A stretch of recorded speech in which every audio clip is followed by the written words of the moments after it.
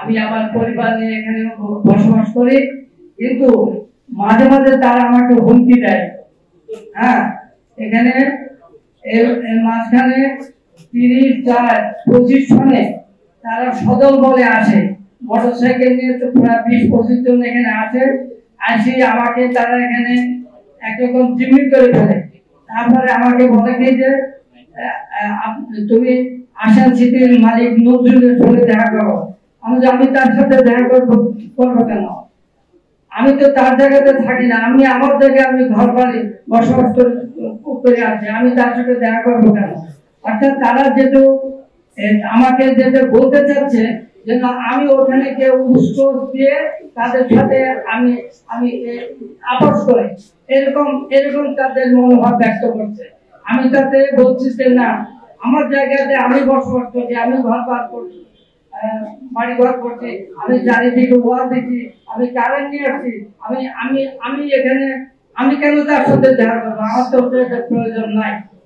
তারপরে সে আমার সাথে উত্তর বাক্য বিনিময় করে এবং আমার ইয়ে নিয়ে এসে বুলডোজার নিয়ে এসে আমার এই বাড়ির আশেপাশে এবং ভেকু নিয়ে এসে মাটি গর্ত করে মাটি সরায় নিয়ে যায় এবং আমার ওয়াল ভেঙে, আমার উত্তর সাইডের ওয়াল তারা পুরাটাই ভেঙে দিতে এবং আমার 2টা ঘর পরপর অবস্থা আছে।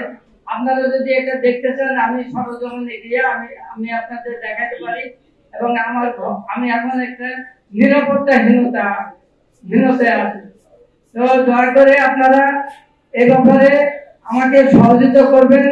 আমি কোনো তাদের অন্যায় দাবির কাছে আমি মাথা নত করতে পারবো না।